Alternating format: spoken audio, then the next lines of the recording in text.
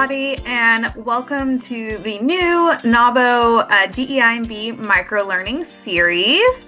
So a little bit about me, I'm Sertrice Shipley. I have been NAWBO's DEI&B consultant for the past several years, and when talking with the committee on where we wanted to go next with offering learning opportunities, we thought it would be fun and easy for you all if we did these short micro-learning videos. So I'm going to try and keep these somewhere between 5 and 10 minutes. We're going to do one per month for this year. And if you have any thoughts on what you want to see in a future month, definitely don't hesitate to reach out and let us know. But to kick things off, today, I thought we would just start kind of with the basics and do a quick hit around inclusion, especially considering how important belonging is to us. So why do I pull those together? Well, inclusion is how we treat each other. Inclusion is a verb. It's what you do. So it could be one-on-one. How would you and I interact if we were in a conversation? Or it could be one-to-many. How do you treat all of your employees? But inclusion is still about a person who is performing a behavior.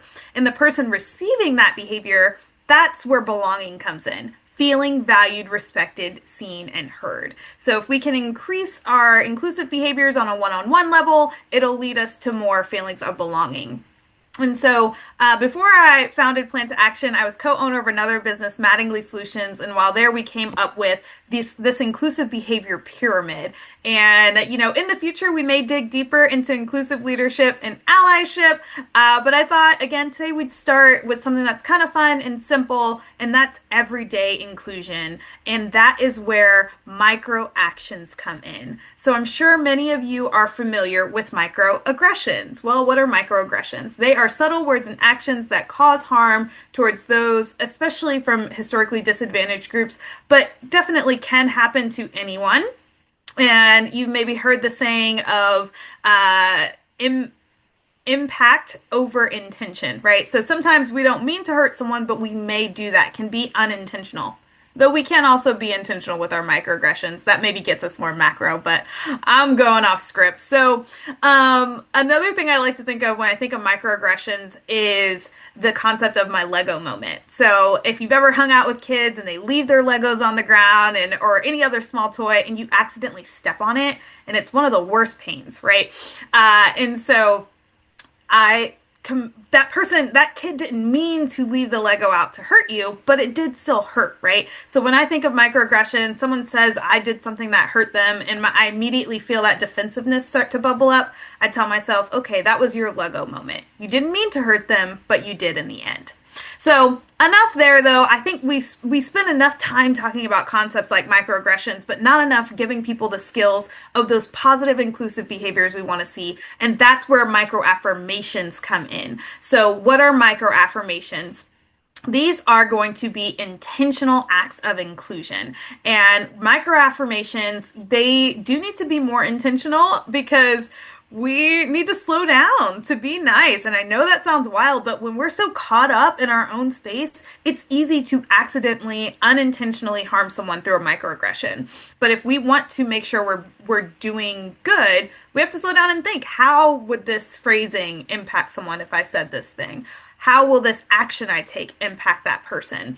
And so slowing down to make sure that what we're doing causes others to feel valued, respected, seen, and heard.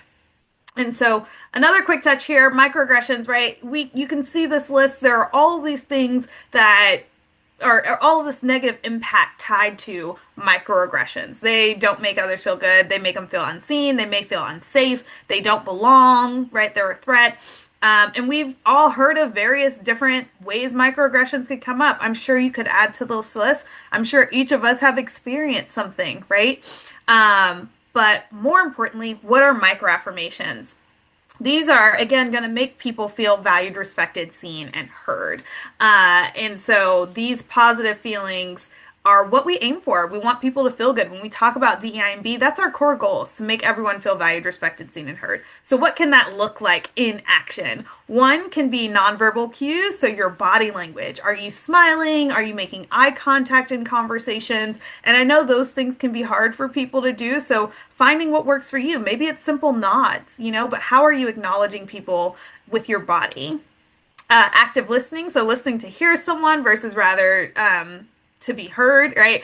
And then the opposite of microaggressions can also be microaffirmations. So that's why I showed that slide. You might have noticed incorrectly saying someone's name is a microaggression. Well, correctly pronouncing their name is a microaffirmation, right? And I want to pause there also to just make a point to say, while microaggressions and microaffirmations are the opposite of each other, that doesn't mean that they cancel each other out, right? You can't do one microaggression and then do a microaffirmation towards that person and say, whew, cleared that away, we're good to go. The goal is just, we want to reduce the number of microaggressions that we do and increase the number of microaffirmations. So there are plenty of things we could add to this list too. Many microaffirmations are broad and work for anyone. Some can be identity specific. Sometimes something that's identity specific can also benefit others. So for example, you might have noticed on the screen, when I do presentations, I leave my captions on through PowerPoint. So it captures what I'm saying. So those who maybe struggle with hearing can have that as a tool. But I find that there are others who find that valuable as well, right? But that's me trying to work in a microaffirmation in my day-to-day actions by having those captions available. And we could think of other things that we could do for people that may be identity specific.